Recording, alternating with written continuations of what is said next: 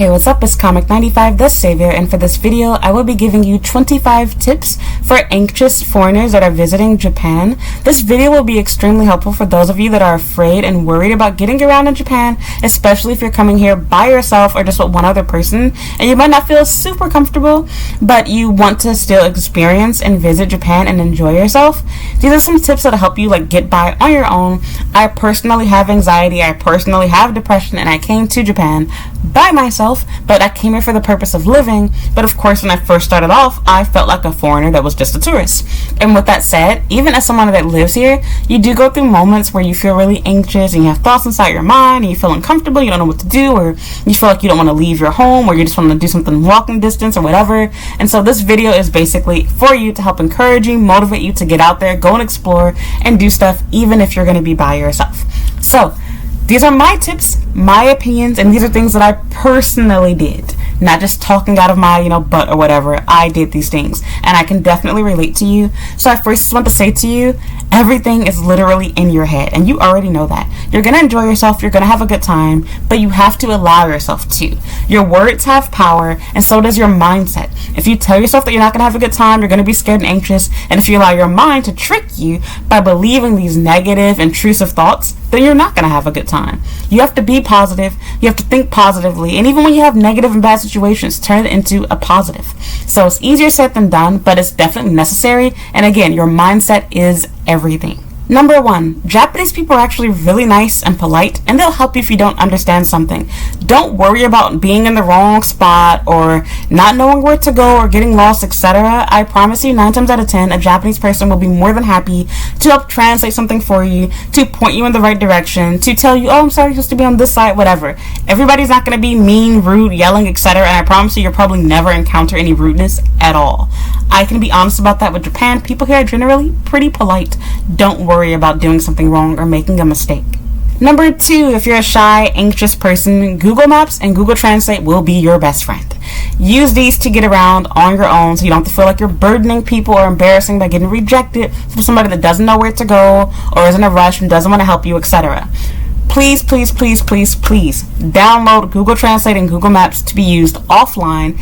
Take screenshots when possible. You might have moments where your Wi-Fi is not working, etc. And that can cause you to panic and freak out. But heavily rely on Google Translate and Google Maps.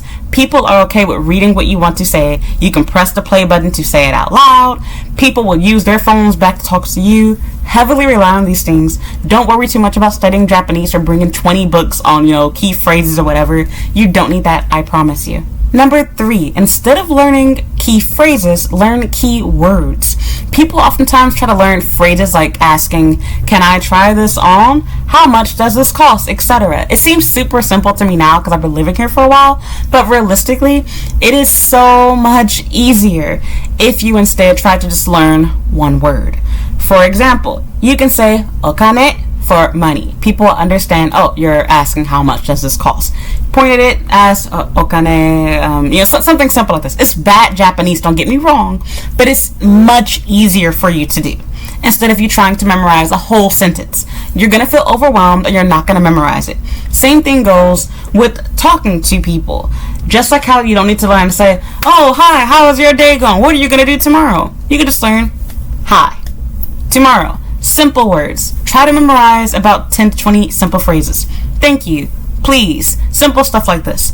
Don't worry about full-fledged sentences. Yes, I would like that, please. No, I don't want that, please. Things like that. Don't do all of that. Plus, to be honest with you, a lot of what you're probably learning isn't correct and kind of rude anyway. For example, Japanese people don't say no. When they don't want something, they simply say, I'm okay. It's fine. I already have whatever. For example, if somebody asks you if you want a bag, you don't say no. Instead, you would say, I'm okay, I already have a bag. Something like this. Don't try to memorize that full sentence. It's too much, it's overwhelming, and you'll feel stupid and crazy when the moment comes to use it and you don't remember it. I literally had this moment on my first day in Japan. I had freaked out so much because everything went wrong between my internet not working and I having no phone, no Wi-Fi, no directions to get to my place properly besides the name of where I was staying at.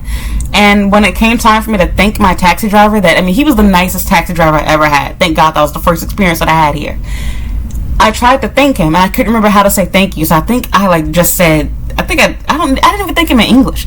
Ended up saying like please, or it wasn't please, because please could technically be used as thank you too. I said something totally weird to him in Japanese that was not appropriate, but I'm sure he understood what I meant to say. So anyway, that was because I've been practicing full sentences, phrases, and things that I basically wasn't gonna use. And with that said, you don't need to do those things right now. You can learn that stuff later on. Right now, you need to feel comfortable. Simple words is what'll get you by. Learn key words, not key phrases. And remember, people can figure out what you need. They'll see your reaction. They'll hear the word, oh, well, she wants to know how much this costs. Yes, it's gonna sound silly, but they'll get what you need.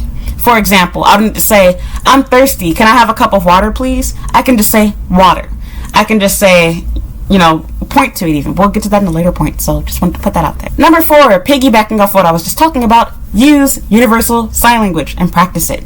Universal sign language is understood in Japan. You can shake your head up and down for yes, side to side for no. You can point to things. Literally, even now, when I can't understand something, like especially if it's written in kanji or complicated katakana, I will literally point this. You don't say the whole kore like how lots of foreigners do. Literally, just point to what you want. The staff figure out, oh, you want this? It's not rude. In fact, I actually appreciate it when you do this so there's no misunderstandings. It's a lot more annoying where you try to say something and you butcher the word and end up giving you the wrong drink, wrong fruit, wrong whatever, or pointing you in the wrong direction. Just point to what you want. Make it clear that this is what you're talking about.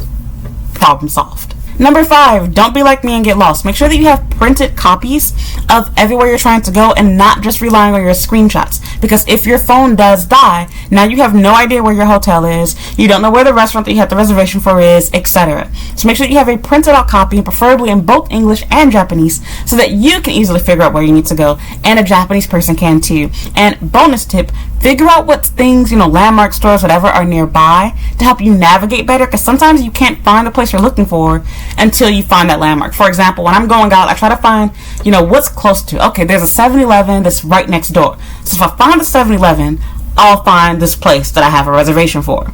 Because sometimes you can't find the place for the reservation, but you'll always be able to find where the convenience stores are because they want to make sure they get their money. And if you can't find it, you can more easily ask somebody, 7-Eleven, 7-Eleven, just say, and, show that you're lost. You're trying to figure out where. Or if you want to be, more full-fledged, you could say, like Doko Deska, something like that. Okay, with that said, people will be able to direct to the 7-Eleven, but they might not know that random hole-in-the-wall restaurant that you're trying to get to. Being familiar with landmarks and having everything written in both Japanese and English, but how do I write in Japanese? Google Translate. Literally use Google Maps. Take a photo of the place, like preferably the building, what it looks like, and just print it off. It sounds like overkill and doing too much, but if you're anxious, you have anxiety, you're a panicky person, you're shy, it's better to be safe than sorry. And to be honest, even if this isn't you, it'll still help and benefit you if you're coming to Japan, because you may, possibly drain out your pocket Wi-Fi, your phone might die, you might go through all this crap, and you'll wish that you did have that, because even if you're like, oh, I can charge it at a mall or, bathroom or, convenience store, whatever, who wants to have to go through that? You have to wait for your phone to turn back on. It's just a lot of, hassle and mess. Just to make things easy for yourself, so this way you can also give people a paper copy of where you're trying to go, so you don't have to have a random taxi driver that's probably been picking his nose and digging in his butt and hand him your phone and get germs all over it. You can more easily just give them a disposable piece of paper, for where you need to go. And it's a nice little memory to keep too. You can keep it inside of your scrapbook, whatever, a little memory box at home, etc. Number 6, be prepared, because people will point at you, they will stare at you, they will laugh at you, they will make jokes about you. You will seldom see this, and you can ask the majority of foreigners that have been to Japan. It doesn't happen very often. For the most part, the only thing that you will experience on a daily basis is being stared at. People will look at you. That's going to happen. And it's not just because you're this ugly alien, but rather you're a pretty damn cute alien. You're interesting. They've never, not no matter they've never seen a foreigner, some people never have, depending on where you're going to, but it's rare to see them. For example, my husband is from Shizuoka, but he's from the countryside. So even when I went to more, I won't say touristy, but more popular areas, there were no foreigners there. It was all Japanese people. So what happened? You see a random, black girl with 2 Japanese guys. What are you going to do? My husband and his brother, they're going to stare at us. It's only natural. I give this example many times and I'll continue to do it. I'm a black woman. I'm from Chicago. One of our, famous barbecue places is I-57 Barbecue. If I ever see an Asian person walk up in there, I'm going to stare at them too. Okay, well, I can't blame them. So, It's hard for you to get used to, I know, but you have to. Some people are more out there and open with it, like how most Japanese people tend to be. I'm not the type of person, when I stare at people, I kind of give like a little look and try to act like I'm not looking, but they don't do a good job with that. They will literally just bluntly stare at you. I've shared videos on my channel talking about this before, where I've literally thought people were staring at me being rude and racist, and I kind of got angry back at them, and then they like actually spoke to me, like, oh, look, are you from America? And just spoke to me English. I'm like, oh my god, they didn't hate me. I had another guy that, was trying to muster the courage to talk to me, and it was about religion or whatever, but still, I thought that he was purposely being annoying to make me leave him, but he was authentically praying to his God and just being himself. I was like, why is this nigga take off his shoes at McDonald's? Is he trying to make me move seats or something? I shared the story way back on my channel, but like just explaining to you, oftentimes you're misunderstanding. Most Japanese people love foreigners. They don't hate you. They're not going to be laughing at you. They're looking at you thinking, oh my god, they're so cute. Oh my god, your kid's so cute. Oh my god, your Japanese is so funny. It's cute. Whatever, blah, blah, blah. They're not thinking negatively about you. And if they do, so what? F them. Move on with your life. Enjoy your vacation. Again, your mindset is everything. But I promise you, for the most part, people are just staring at you because you're new. You're interesting. They want to see what you choose to eat, where you choose to go. I was literally just watching the news the other day, not NHK, normal Japanese news, not NHK World or whatever. And they literally did a whole 30-minute segment just following foreigners around, seeing where they like to go, where they like to eat, and getting their opinions on what the best food in Japan that they've tried so far was. So people are, kokoichi, things like that. They like seeing that. So don't take everything personally. A lot of times people are just staring at you because they want to see what you say, what you do. When you're hearing nothing but non-stop Japanese and then suddenly you hear English, it gets attention. It's natural. We do it in the US. If everybody around you is speaking English and we suddenly hear somebody speaking in Chinese, do we not look to? Somebody starts speaking Spanish, do we not look to? The tone is different. They're oftentimes louder sometimes too. Not necessarily Spanish, but when people speaking Chinese, etc., it gets your attention. So it's not a matter of you being racist or not liking them or whatever the case is. Just a new and different language, it throws you off. Oh my god, it's speaking Spanish. Oh, okay. I know what this word means. It's little things like this. It's the same in Japan. Don't overthink it. Easier said than done, but please change your mindset. You will not enjoy yourself in Japan until you change your mindset. Number 7, stay at a train station that is not close to a major train station, because this can be overwhelming. So choose a hotel that is not close to a train station that is, really big, like a major station such as Shibuya, Shinagawa, Ikebukuro, Tokyo Station, etc. The reason why you don't choose these places, well, of course, there's tons of tourist destinations here, and you might feel like by being next to these places, you feel more comfortable because your hotel is nearby. And so if you get lost, you can just go back to your hotel. Yeah, but it can also work out the opposite way too, especially if you're not going to be coming to Japan with a lot of money for taxis. With that said, you want to have a place where you feel comfortable, where it's easy, where you only have 2 or 3 exits to choose from. Exits don't have 1C, 1B, 1 whatever. It's just 1, 2, 3, 4, 5, like that. Simple exits, simple system, not super busy. You are in Japan, so every train line is busy, but you know what I mean. Significantly less people, not as much space, easier to navigate. So you want to try to choose a station that is going to not be on the JR line, preferably, because generally speaking, for the most part, any place that is on the JR line is going to be busy. The JR line is essentially like gold property here in Tokyo. If you live near the JR line, for the most part, your rent is going to cost more. It's the most famous line in Japan. And with that said, you want to be careful about choosing a place there, but also be careful for using, the metro lines. The metro lines are good to get you to major stations. All of the metro lines, not every single individual line, but there is at least one metro line, if not 2, that connects to every major station. For example, you can take the Tokyo Metro to get to Shinjuku, to get to Shibuya, etc. So if you're getting to Shibuya, you don't have to use the JR line. You can use the Futotoshin, Futotoshin line. I'm speaking Japanese to you guys.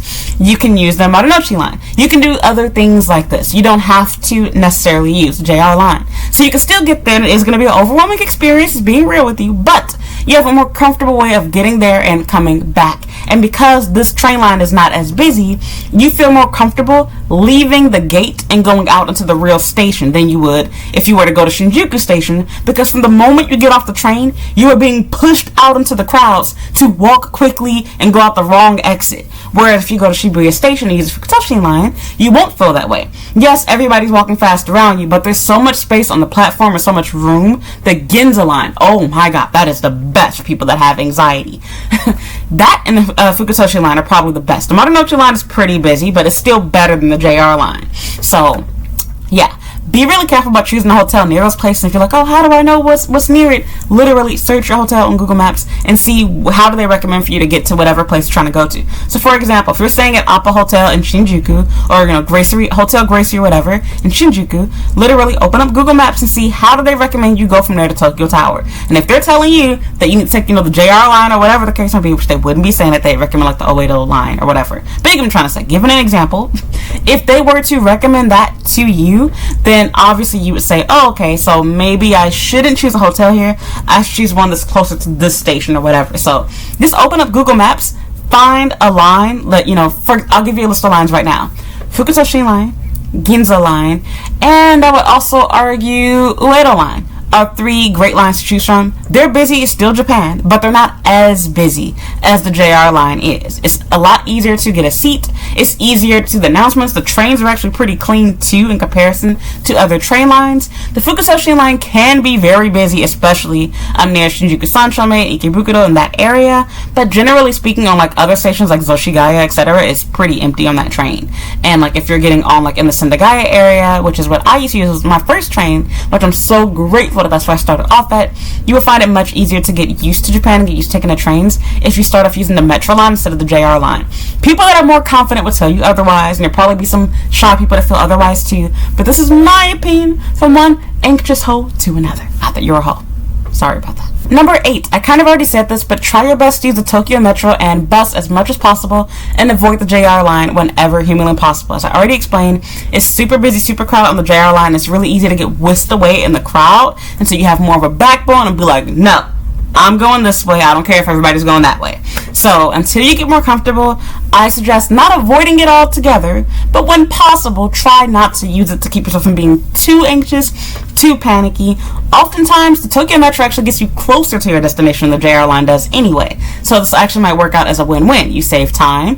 You might spend a little extra money though, because the Tokyo Metro is typically more expensive, but sometimes it's actually cheaper.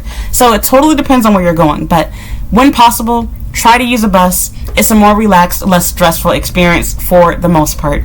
Keep in mind that on buses here, it depends on the bus, but oftentimes you're just scanning your pass to get on the bus, and then you just get off the bus, you don't have to pay again. It's a set rate for everybody on the bus. Some buses are the opposite. Just follow what everyone else is doing. You'll see people getting on before you. Sometimes you are required to get on at the back of the bus, and people exit from the front of the bus. So it totally depends on the bus. It's really confusing to figure out which bus works which way. My husband doesn't even know, and he's Japanese. But if you don't know, when in doubt, just, do what everybody else is doing. There's always going to probably be at least 1 or 2 people ahead of you in line. Watch them get on the bus. As you're on the bus, watch people get off the bus, and you figure out, oh, okay, I need to do this. Keep your IC card, which is your train pass, your electric pass. Keep it charged so that we have enough money to take the bus at any given time, because you don't want to get on the bus and then have no money to get off the bus and have to deal with that crap. So make sure you always have cash and preferably some coins on you too. Number 9, if you're lost or just feeling a little bit lazy, don't be afraid to take a taxi. And the easiest way to get a taxi if you're feeling too anxious and nervous and shy like I do, and you don't want to have to wave down at the taxi and be like, hey, taxi, put your arm on the street and be embarrassed by the cars that, pass you up, or if you don't understand the red and green light system of when a taxi is vacant versus when it's open. If you do not want to have to deal with all of that crap, what you can instead do is go find a train station and go to the taxi stand there. Literally just about, not every, but just about every train station has a taxi stand, especially the major ones. They all do. And there will be non-stop taxis constantly coming. They're probably waiting for you, and you'll have no line to wait in. You can go directly there and take a taxi with ease, comfortably, without having to worry about feeling embarrassed or anxious. That's a little life hack for you. Don't worry about making a fool out of yourself, flagging down the wrong car, whatever the case might be. And also, Uber works in Japan. You can use Uber. You can get a discount if it's your first time using it, and if you haven't used it in a long time, they'll oftentimes give you 50% off, 30% off, $10 off promotions, etc. throughout the year. So please take advantage of that. There's also the Japan Taxi app as well. And don't be afraid to ask a Japanese person. Sometimes they're willing to help you. You can even ask the staff, or at your hotel, somebody can call a cab for you. So don't be afraid to ask for help. And of course, if you're in a position where you can't, or if nobody is willing to help you, you can always just find a train station, go there, especially a major station, because again, not all stations have them, but most do. You can find a taxi stand there. A little cheat code: lazy hack, shy girl hack, or shy boy. Number 10, to avoid feeling sad, anxious, depressed, or just, awkward or weird, try to eat at places that are fast food, chain places, or places that are intended for one person. You don't have to eat all of your meals at McDonald's or at the convenience store. You can also go out to restaurants. For example, going places that are made for one person, such as Japanese fast food, not American style like McDonald's or Burger King, but you can go out for tempura, go out for ramen, udon, soba. These places are not made for you to go with a whole party of people or even two people. They're made for you to go as a single person. It's made for one person. You will see salarymen here. You will see single women here. People eat at these places by themselves.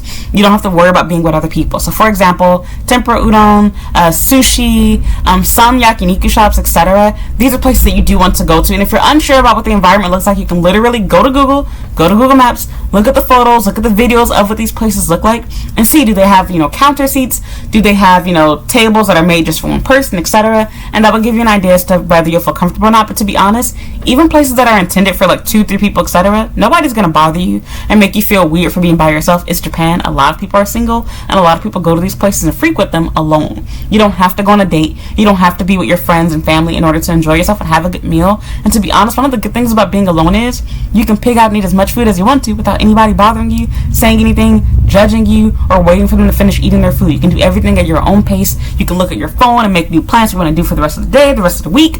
You can change plans, make reservations. You can relax by being alone by yourself. Everything is not negative about being alone. You can ask the staff to take a photo of you. They'll be more than happy to help you with that. If you have a selfie stick, sit it on your table, turn the camera towards you or away from you, and take videos and photos while you're there at the restaurant. Enjoy yourself, relax, take out a notebook. Depending on where you're at, they will allow you to do these things. Some places will be like, 10 minutes, let's go, next person's coming, don't hold up the restaurant or whatever, doing your thing. But like if you're in a family restaurant, etc., they don't mind you sitting there and taking your sweet slow time. You can spend the whole day there. But if you're at like a ramen shop or whatever, don't be rude. When you finish your food, leave, because there's more than likely a line, other people trying to get in. They want to wash your dishes and move on to the next customer. But generally speaking, my point is this: you will not feel out of place, you will not feel alone. A lot of these places also offer English menus, especially in big like major city, like major towns, because really Tokyo is a city, but like there's cities within it, towns within it. So for example, Shinjuku, Shibuya, etc. Generally, most of their places like that will have an English menu available and or English speaking staff that can help you with placing your order. So don't be afraid or ashamed of going alone or not being able to speak and understand. They probably already have you covered. They've thought about you in advance. They normally have English, Chinese, and even Korean is sometimes available for you as well.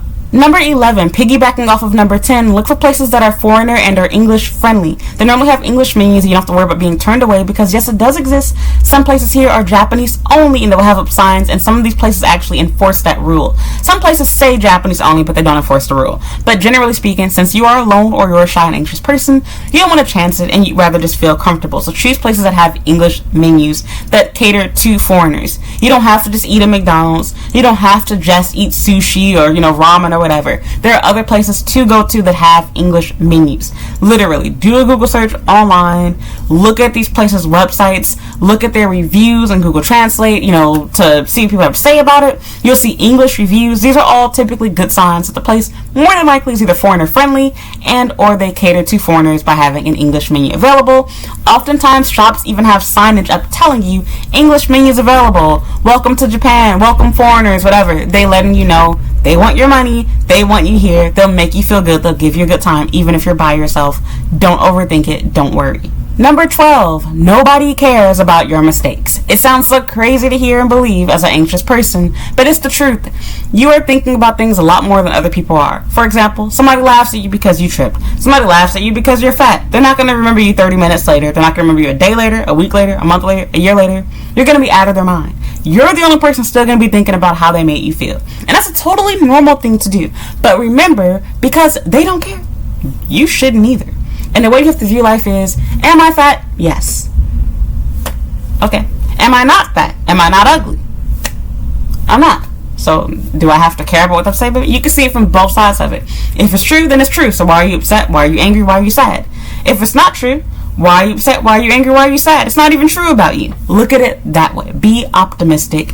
Don't sweat about things. Don't worry about your mistakes. I gave this example many times on my channel, but when I was first trying to learn Japanese, and I'm still not completely fluent, I used to say imade instead of ijode when I was done ordering my food, and it took somebody laughing at me, and I felt so embarrassed. I avoided going to that curry shop for the longest.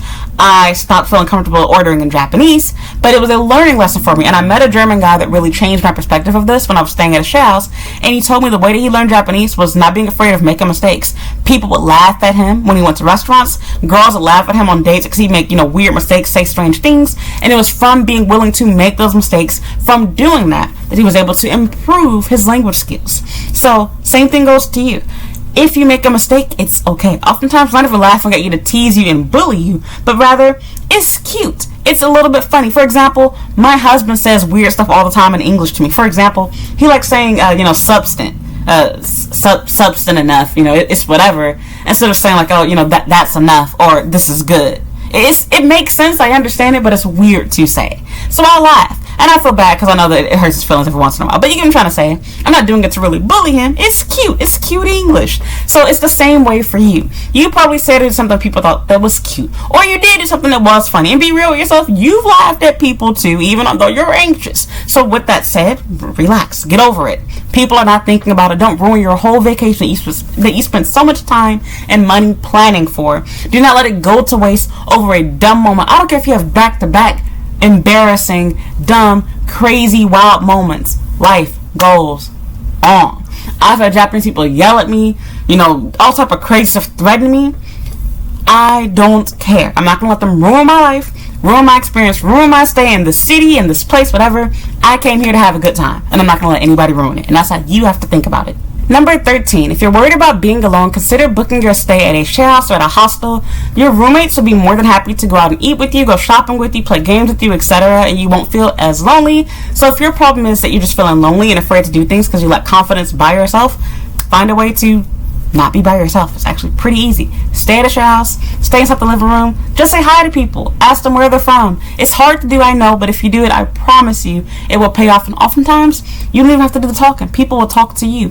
I didn't talk to anybody on my own. Literally, the girls inside of my share house wanted to talk to me because, oh my god, black girl, everybody was Asian. And then even when I started having European roommates inside the house too, they had never been around a black person before. They even told me, I was curious. So with that said, don't overthink it. You'll probably more than likely be able to find roommates and their housemates, whatever you want to call it, in Japan that are in the same situation as you. They're alone, they're coming with no friends, no family, by themselves, and they'd be more than happy to have somebody to go out, travel with, eat with, shop with, etc. They can join you, give some company, whatever, and you can learn the ropes from them. They'll teach you things about Japan that you didn't know. For example, a Chinese girl that was a roommate of mine, she took me to the train station, helped me get my first IC card. I appreciated that. She could also speak Japanese, so I appreciated that too. She's able to help me do things. She got me medication when I was sick. I had strep throat. So there's so many different things that you can do by having roommates and housemates. It'll make you feel so much more comfortable, so much better, and more confident being here in Japan. Number 14, take the photo. Faking confidence helps you develop confidence. Do not worry about what other people think about you. Again, like I always said before, laughing, pointing, staring, whatever. They're just curious because seeing a foreigner doing it, they're curious about what you like about Japan, what you're looking at, what you're doing. And they're wondering, why are you taking a photo of a fucking train? It's the JR line. It's just a building, but it's cool. LED lights. Look, it's a karaoke place. Look, it's Japanese writing. It looks cool to us. I literally just took a video the other day for YouTube. My husband was like, why are you taking it? It's just karaoke stuff. What? It's cool to us. So anyway, yeah, you have to have this sort of mindset when it comes to taking pictures, taking videos. You're doing it for you. Don't worry about what other people are thinking or doing, and you're probably misinterpreting what they're thinking or feeling. They probably just don't understand why you're taking a photo or video, so they're laughing. They think it's a great idea to take a photo together with their husband, their boyfriend, their girlfriend, etc., but they don't have one, so they're jealous of you. They wish they were alone. They can get a picture of just themselves. So don't be afraid to even ask somebody to help you take a photo or video. But I know you're shy. You're probably not going to do all of that. So I will say this. When you want to take photos of yourself or of something that you like, don't hesitate. Take the photo. Take the video. Make sure it's okay to take the photo or video because some places don't allow you to. I had a Chinese girl go off on me in Chinatown because I was taking a video. She has a no sign saying no photos, no videos. But she got mad at me, was saying, no pictures or whatever. I'm like, bitch, I already been taking the video for a good 5 minutes by the time you said that. She just saw me earlier. She was busy doing something with her shop. So anyway, And it was so funny because apparently she forgot who I was, or, you know, she thought my husband wasn't with me. She was trying to usher him into her store, and I'm thinking, like, I don't care if my husband wanted to go in there. I wouldn't let him buy anything from you after that. But that's all of the story. So long story short, make sure to avoid the embarrassment. Be a good person. Don't be like me. Make sure that, you know, you're not breaking any rules, and you're not taking photos and videos in places that they ask you not to do so. And remember to ignore anyone that stares and laughs, because I promise you, 99% of the time, they're not paying you any mind. Or they think you're cute. They think, you know, oh, this is a good place to take a picture. Oh, this is funny, whatever. They're not thinking badly of you. It's okay. It's really rare that you'll come across like just a full-fledged bully here in Japan. It's just like making fun of you. It happens, but it's rare. Number 15, wear clothing that is loose-fitting, lightweight, and comfortable. And that goes for your shoes too. Wearing clothing that is too tight, too short, too skimpy, shoes that are too tight, that you haven't broke into, high heels, whatever, it is going to make you uncomfortable. You'll be hot and sweaty wearing your comfort sweater, etc. if it's summertime. Think about the weather. Think about the culture. You'll be going up and down stairs and escalators. It gets windy here. You do not want to be wearing something that you're constantly having to tug on and pull down, etc. Wear clothes that you feel comfortable wearing. And even if you think you're comfortable wearing, more skimpy out there clothes, consider the culture. It's somewhat disrespectful, especially if you're going to a place like temples, shrines, etc., like most tourists do. You don't want your arms and shoulders and back to be all out. Even if you see other people doing it, they're being disrespectful. You don't have to chime in and join and do whatever they're doing. Just because they're being disrespectful doesn't mean you need to be disrespectful. Not to mention, if you don't want unwanted attention, you definitely don't want to be dressed like a whore. Keeping it real with you. As for shoes, comfortable shoes go a long ways. You'll probably get lost at some point during your trip, and the last thing you want is to be wearing a pair of, 7-inch, stilettos or whatever, and you're going to be walking over different types of terrain, dealing, with hills and possibly even mountains, etc., and different textures of, gravel and floors and concrete. You don't want to have to wear shoes for that, going up and down them stairs and different, land types or whatever floors. That can be difficult. You're going to be more prone to fall, and it'll make you a lot less comfortable. You'll be sweating, wearing, your hoodie and sweater, and on top of me, no pun intended, sweater, but you do not want to wear clothing that makes you feel uncomfortable and that draws more attention to you as well. If you're anxious, you have issues going out in public, social anxiety, the last thing that you want to do is wear something that, gives you a chance of falling or making you look funny because you have, huge sweat stains or whatever on you, etc. Wear loose-fitting, lightweight clothing whenever possible. Even if it's the wintertime, dress a little bit cooler than you think you need to be, because they normally have the heat blasted inside anyway. So yeah, anyway, make sure your clothes are comfortable. If your clothes are comfortable, you'll be comfortable at the end of the day. And if you're not comfortable, you won't be confident. And if you're not confident, you're more prone to feel panicky and anxious. So keep that in mind. Number 16, use language exchange apps like, yes, the dreaded Tinder. I know that sounds so bad. Like, oh my god, people are in there to hook up, etc. You can find and make legitimate friends on these sites. Not everybody's there looking for that. They have language exchange apps too. Use both of them. Make it very clear inside of your profile that you're here for a tour guide. You're not going to be drinking alcohol. You're not going to anybody's hotel. You're literally here to go out to eat, get some snacks together, see some sights together. That's it. And if anybody tries you or does anything that makes you feel uncomfortable, or they be messaging you, or after you meet them in person, just leave them. Of course, use wisdom, use common sense. Meet them in a public place. Feel them out a little bit by messaging them a little bit before you choose to meet each other, and emphasize and make it very clear your intentions in hanging out with them. And you have a little language exchange, and that'll also give you a lot of confidence too. You have a native that can show you around Japan, that can speak Japanese for you, eat the things that you want, give recommendations for you, etc. So don't be afraid to actually reach out to Japanese people, locals. Go to a bar, etc. I will say this: be very careful. For example, do not drink anything that's been left unattended from you. Be careful about this, like especially if you're going to the bathroom, etc. You don't want to get drugged and ordered or anything like that. Use wisdom, but to be honest, you'll find your trip a lot more enjoyable, in my opinion, if you explore using dating apps, if you explore using language exchange apps, etc. This is extremely helpful, especially if you're single, which I'm assuming that you're single if you're going on a trip by yourself.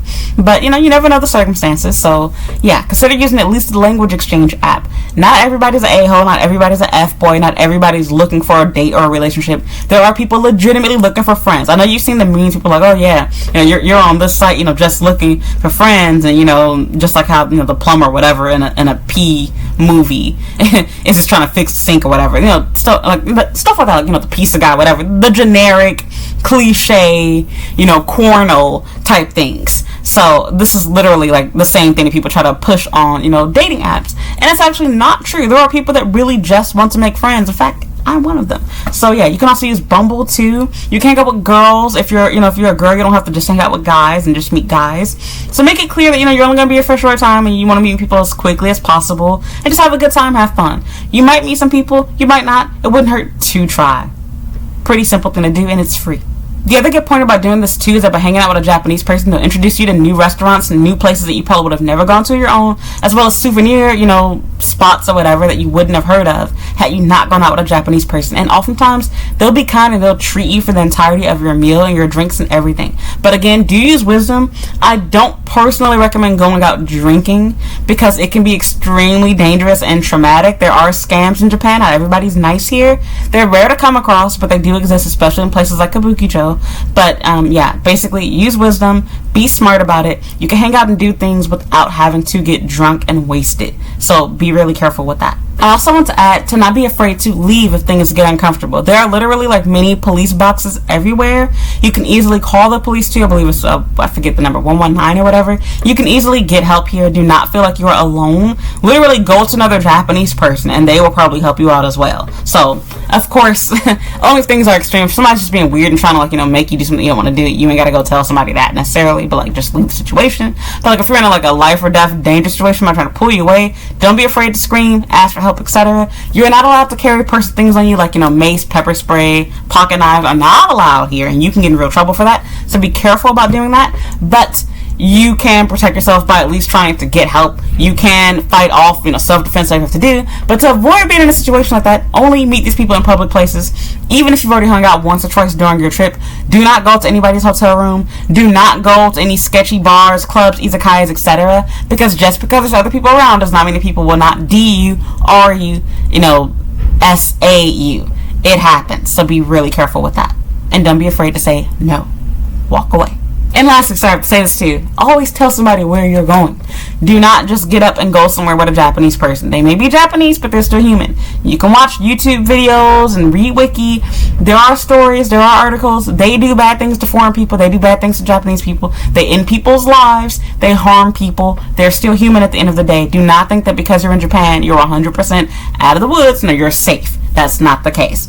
Bad people still exist here. Number 17, bring some earphones with you and listen to some relaxing music in moments that you feel panicky, anxious, and alone. Consider things like Disney lullabies, jazz music, 70s music, etc., Christian music, something that'll calm you down and make you feel relaxed, some piano, instrumentals, whatever, things like that that'll make you feel more relaxed and calm in moments of panic and stress when you're out, or even at home when you're having trouble going to sleep or whatever, while you're here, at your hotel, at your house, etc. It'll really, really, really help you in moments of panic. Do not forget to bring your earphones. And to be honest, really just sitting and people watching is beneficial to you as well. Number 18, piggybacking off of number 17, take time to have breaks. Sit down with a snack and a drink and people watch. Just watch people walking around. And to be honest, people probably walk up to you too and be like, oh, hey, where are you from? Can you speak Japanese? Do you speak English? People want to talk to you. It happens. Sit there for 30 minutes or an hour, whatever you have to do. Just relax, unwind, take photos and videos from your seat. Have a good time and enjoy yourself. You don't always have to be walking around in a rush, have a reservation somewhere. Just relax and enjoy the ambience. It'll stop you from feeling so anxious too, because by watching everything around you, you'll be able to see. You can observe. Where's the exit at? Which way should I go for this? Where's the bathroom? How do I get to this gate? How do people move in and out of the gates, etc.? You can get an idea as to what Japan is like, how things go around here, where things are, become more familiar with your surroundings by just sitting and watching. And to be honest, it'll make for great photos and videos too. You can take a photo and video of yourself as well. So take the time to sit down and relax every once in a while. Get something to drink, have some water, have some tea, and just chill. Be calm. Number 19, do not overload your schedule for each day. You will feel exhausted, you will become tired, and in turn it'll make you feel less confident, more panicky, more anxious, and, angry, upset, hysterical, whatever you want to call it. You won't be feeling your best. It's really, really easy to think that you can do everything in one day because you're like, oh, it says that, Shibuya is only 6 minutes away from Shinjuku. Okay, this is great. Wrong. There is so much to do in both of those cities, you will run out of time. It's possible to do them both in a day. But if you're trying to have 3 reservations in Shinjuku, 4 reservations in Shibuya, you want to stay at this place for 2 hours, that place for 3 hours, you want to walk here, take this tour bus, you can't do all of that in one day. You got to break it up. If you have a short trip and you just want to see each city, then fine. Yes, it's definitely doable to go to the main places. You can go to Kabukicho and you can go to Shibuya Crossing in one day. However, if you're trying to really thoroughly, deeply explore the cities and do all the recommendations in Tokyo, you are not going to be able to pull that off in just one day or even in 1 week. And with that said, you don't want to overload your schedule and give it where you have no break times, no time at your hotel, no time to take naps, no time to sleep, no time to have snacks. You're just going reservation, make it to this place in time, take this photo, do this, do that. You will not enjoy your vacation. Planning is important, but over planning is doing too much.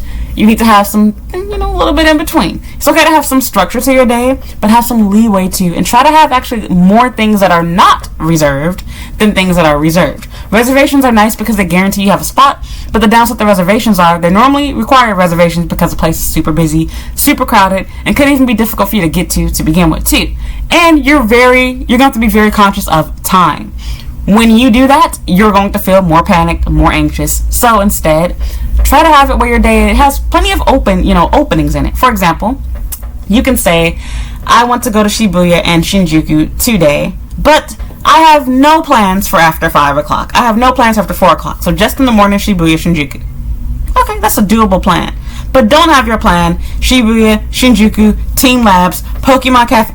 You're going to feel overwhelmed. That's too much going on in one day. So be careful making your schedule. I know you want to get your money's worth because you're on vacation, but doing too much too soon can make you feel a lot worse and not enjoy your trip here in Japan. Number 20, give yourself ample time to get to and from your destinations, including your hotel. A lot of people feel like because things look really close on the map or because it says 10 minutes, 5 minutes, whatever, that's the case. And that couldn't be further from the truth. Oftentimes, places appear to be that close or appear to be a quick 5-10 minute walk. And even the restaurant or the hotel might say we're a 5 or 7 minute walk from this place. They're not. They're only that many minutes after you leave out the exit. That's how far away they are. Or even from within the exit, it's a 5-minute walk if you knew how to get to exit B7, but you don't know how to get there because Shinjuku Station is so damn big. And with that said, what should have been a 5-minute walk became a 30-minute to 1 hour journey. And now you've missed out on your reservation. So be really, really careful with that. It's always better to arrive too early than too late. You can always stay at the convenience store, window shop for a moment, take some pictures out in the street, drink some water, sit down, go to the bathroom at the train station, use the powder room. You can relax if you're too early, but it's not good if you're too late because oftentimes you'll just miss out on the reservation altogether. Or, you'll miss the last train, you'll miss, the regular price taxis because now it's too late at night. There's so many different things that you will be able to avoid by leaving out early. Do not wait until the last minute. And plus, it's relax. If you leave out early, you don't have to run and rush everywhere like you see a lot of Japanese people doing. You can walk and take your sweet, slow-ass time because you got a lot of time to kill. For example, when I go to work, I'm not working anymore. I'm a housewife now. I don't have a formal job. But when I would go out to work, I would always leave at least 30 minutes earlier. So this way, I can miss about 3 to 4 trains before I will finally officially be late for work. Otherwise, I could take my time. Train is too packed. I got to be pushed on board. Nope. Next train, I'll wait. I can go down to another car, but okay, I should have got on car number 2. Has almost no one there. Let me move over there and just take the next train. You can do things like that. But when you leave out the last minute, it don't matter how packed the train is, you got to get on this one. So be really careful with that. Number 21, avoid taking the train or bus during rush hour as much as possible. This is typically going to be between about 5 p.m. to about 7:15 or 7:30 p.m. and also from about 7 a.m. to about 9:15 or 9 a.m. Be really careful during these times because generally the trains will be really packed. Everyone will be acting like a madman, rushing and dashing through the stations. It'll be overwhelming and a bit scary for you. So if you're someone that's really anxious and feel panicky, you don't like big crowds, etc., please think twice before you decide that you want to get on the train and go to a 9 a.m. reservation and leave out at 8 a.m. Probably not a good idea. Honestly, really anytime after about 6 a.m. it starts to get a bit busy, but especially from like about 7 a.m. to 9 a.m., especially if your reservation, your hotel or reservation is far from where you're currently at, you would generally be taking a more packed train. Generally, trains that have people that are living further away from work, for example, like if you lived in Kobe and you're trying to travel from Kobe to Osaka, that train is going to be super packed. by like about 6 or 6:30 a.m. because a lot of people have the same idea. They want to leave out earlier to avoid a more packed train, but the train will still be really packed. And again, if you feel anxious, you don't like the idea of doing that, consider leaving earlier or making your reservation for midday or even late at night. Honestly, the evening commute, even when it is busy, is typically better than the morning commute because it's more, staggered. Not everybody leaves out at the same time. Whereas in the morning, almost everyone starts work at 9 or 8 a.m. In the evening, people get off at varying times. 3 p.m., 4 p.m., 5 p.m., 6 p.m., 7, 8, overtime, 10. There's so many different things people are doing. So it's more relaxed, and people they're not in much of a rush like how they were in the morning because they're oftentimes going out to eat, going out for drinks, picking up the kids from school. And just want to have a nice, relaxed walk home. They're not worried as much. People do still rush net crazy during rush hour at night, but in my opinion, evening rush hour is a lot better than morning rush hour by far. Number 22. This one's really hard to do, but you have to do it. Learn how to not follow everyone's lead. Do your own thing. Walk against the crowds. Walk slowly. Do not just do what everyone else is doing because you will get drifted off and end up going in the wrong direction, going the wrong way, and you'll feel more panicked, more anxious. Take your time. Wait for everyone to go. Just because everyone's rushing on the escalator doesn't mean you have to be first in line. Allow yourself to be last. Be able to see, observe, take videos, take pictures. Relax. Sit down on a bench if possible. Find a chair at the train station. You do not have to rush just because everyone else around you is rushing. You oftentimes find you end up going in the wrong direction, turning the wrong way, taking the wrong exit, making some sort of mistake, missing something, even something cool you might have wanted to buy or look at because you were busy trying to follow and go with the flow. You end up falling, hurting yourself, forgetting something, dropping something by trying to keep up with the crowd. Do not do that. Don't be rude and purposely go on the wrong side and walk against everybody like that. But I mean, if everybody's going to the escalator, it's okay to walk in the opposite direction and go to the stairs. You can do that.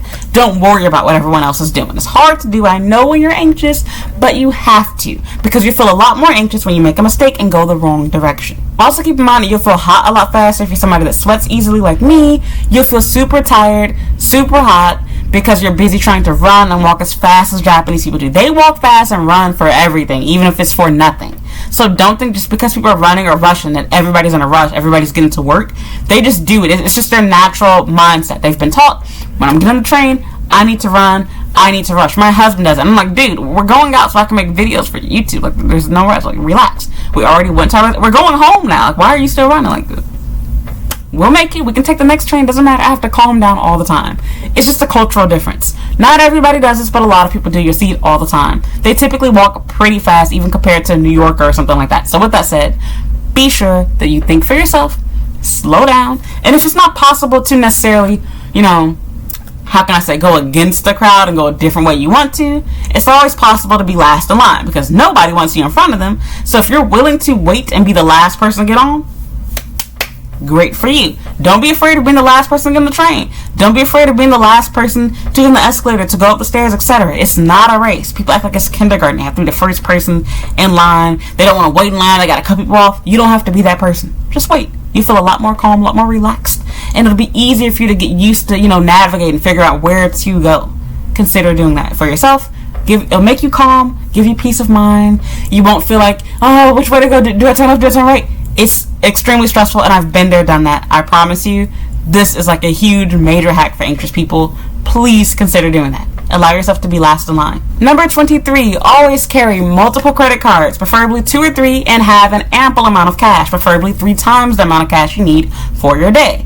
Anything can happen. Your wallet can get lost or even stolen. People do not always tell the truth. My husband literally had, his omiyage stolen from when we went to Shizuoka, somewhere between us being, somewhere between Yokohama and coming back here to Tokyo. I think it was actually in the Tokyo area because I think we switched trains coming back towards Ikebukuro. But anyway, yeah.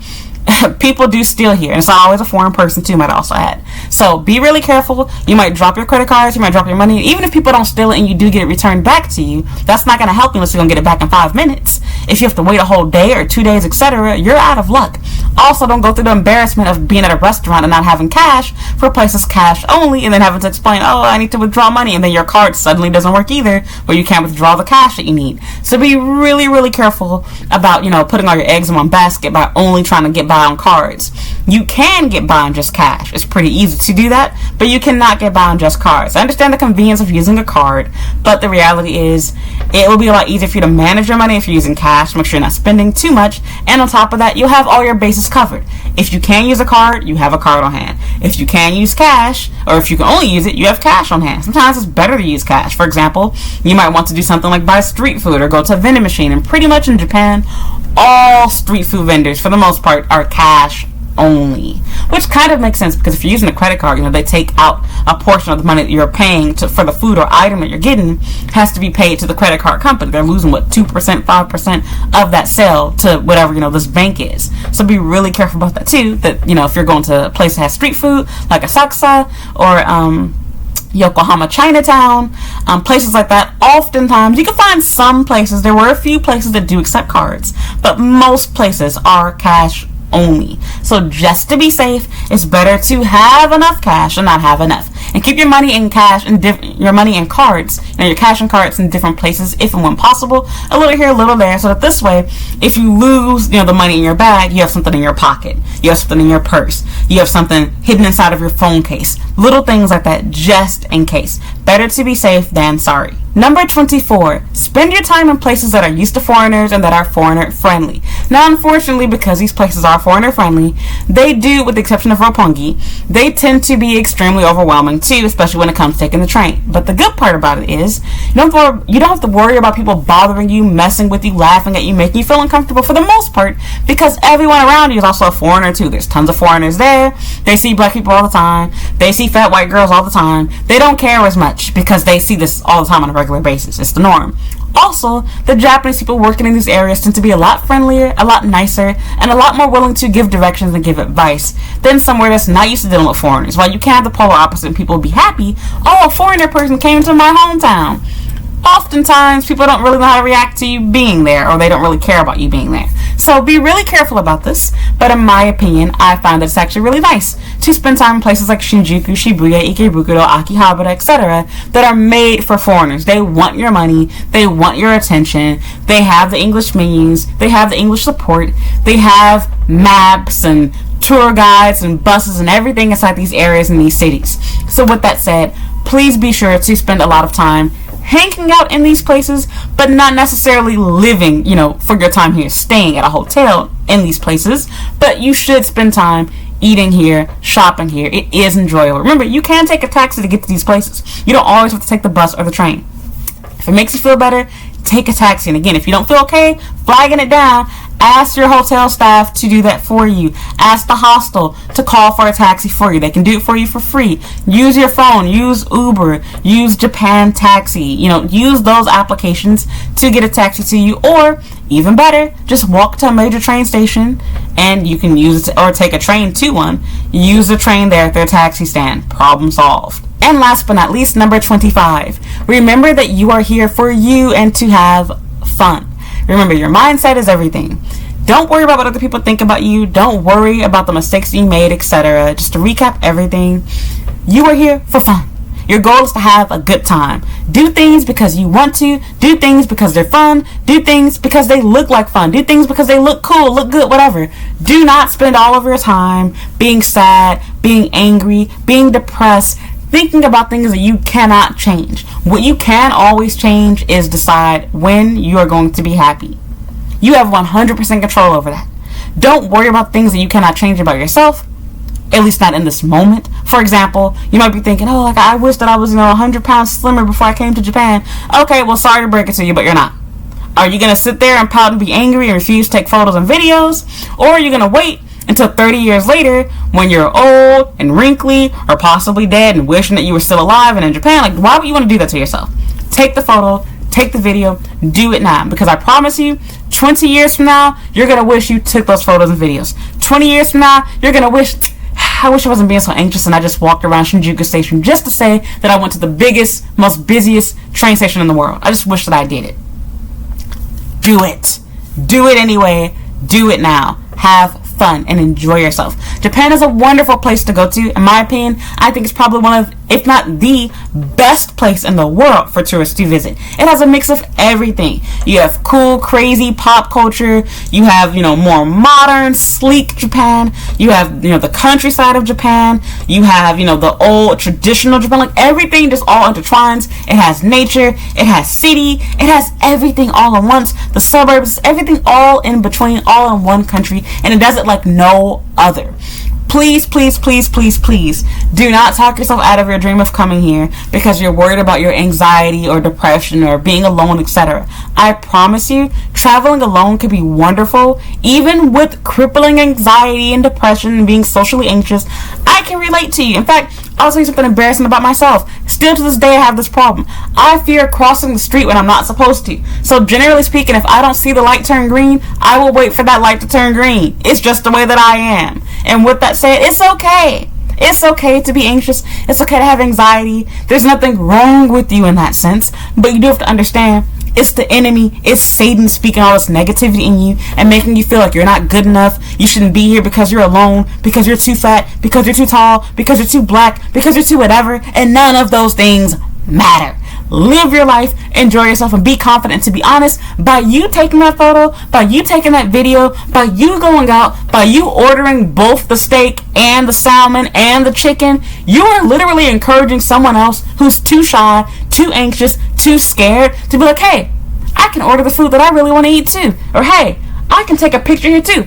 I literally went out last night on Kabuki show and nobody was taking pictures in the middle of the street but me. But as soon as I went there and I started trying to take a little selfie and stick, whatever, I went to, the Godzilla head and everything, everybody else followed suit. Oh, okay. It took one person choosing to do it. A foreign person at that. And after I did it, everyone else started doing it too. People might laugh, to my point, they might do whatever, but guess what? I'm having fun. I'm making memories. And when I look back, I'm going to be glad that I decided that I wanted to be in front of the camera and not behind the camera. That I wanted to be in that experience. I wanted to be in that country. I have no regrets about coming to Japan. Not for visiting, not for living. And I want you to be able to say the same thing when you come back home. So, that is all for this video. Thank you for listening. Thank you for watching. If you are someone that's been to Japan with anxiety, please, please, please, please, please, please, if you have social anxiety, depression, or if you just traveled alone, please leave some good traveler's tips and advice for people that are struggling with those issues. Give them some encouraging words. Tell them about what your experience and your trip was like and what you wish you did differently. Please leave that down below in the comments of this video if you have any experience with that. If not, I still appreciate your comments and support. Please like this video, subscribe if you have not already, and please be sure to check out my YouTube channel. My homepage, I have tons of playlists on dating, living, studying, working in Japan. I've probably already made videos answering your questions, but if I haven't answered them there, please be sure to send me an email or leave a comment down below with any future video requests and ideas that you might have, and I will try my best to make a YouTube video in the future answering those questions and talking about those topics for you. Otherwise, again, don't forget to like this video and subscribe. Leave a comment to support my channel. And you can also follow me on Instagram and Twitter at Comic95. I have a Snapchat and TikTok at Comic the Savior, and a Facebook fan page at Comic95 the Savior, and a blog at Comic95.com. Please follow me. All of my links are down in the description box below. And yeah, I guess that's all for this video. So thank you so much for listening and thank you for watching. And I hope you watch another video.